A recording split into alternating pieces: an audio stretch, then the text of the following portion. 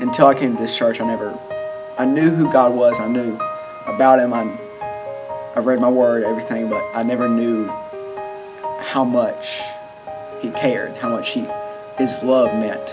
Like my dad divorced when I was not even born yet, and he didn't come into the picture until I was about probably 2 years old. My mom was always gone because she always worked night shift. I never really saw her because I was always at school. It was mainly my grandmother who raised me. When my grandmother left, that's when my mom remarried. That's when all the arguing and fighting, my dad trying to get custody of us and everything, it was hard because I heard two different stories between both of them. I heard my dad didn't care, then I heard my mom didn't care, and I heard it was just a bunch of stuff. What my grandmother told, I decided not to listen to both of them because it was kind of like going in two different directions. So I asked my grandmother about it, and she told me stuff that happened and how my dad said he didn't really feel the love anymore in the relationship, so he left. But that's when years of hatred and just built up inside of me, and I didn't want to, when he came down, I didn't want to talk to him, I didn't want to speak with him, I didn't want to have anything to do with him. When I got to a point of like the peak of anger, like I would break out and like get mad at my mom for no apparent reason, mad at everybody for no reason. And my mom didn't really know what was going on. My sister didn't either, but my grandmother knew. Like, I've always been close to my grandmother. She knew when something was wrong. But I'd get mad at her for no reason or something, but I stayed distant from everybody. I stayed distant from friends. And at that point, when the peak of anger reached my life, I was around probably 9 or 8, and that's when I stopped going to church. And I thought, okay, they don't know what I'm going through, and I didn't really blame the enemy. I knew he was there to just destroy my life, but I didn't really blame it on him. I blamed it on my dad, and I blamed it on God.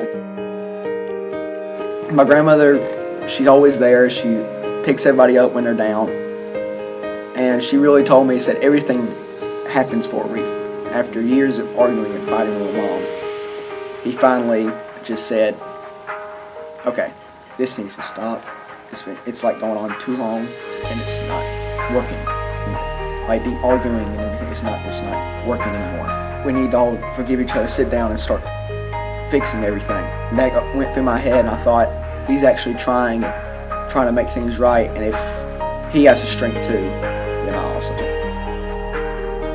If someone was dealing with the same thing I dealt with, I'd probably tell them what my grandmother always told me was that there's always a brighter side.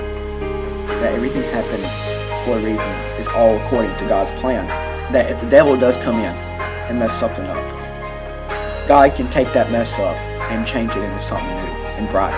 And I tell them that whatever they go through, whatever hatred they have, God can fix it.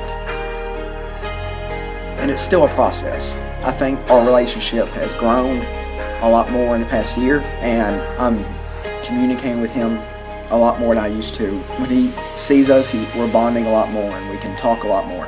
And it's still a process of it, but I think I've forgiven him for all of it, because it's most definitely carrying all that hatred into every situation, no matter what. I'd always use that to get, not intentionally, but I'd use it to get me back into a situation where I don't want to be, but I'd have it during school. Ever since that point, whenever situation I'd always have Jesus. I know when an enemy came knocking at my door, that Jesus was already inside, and that devil could not get in. I'm Justin Sheely, and I love Jesus because he gave me peace.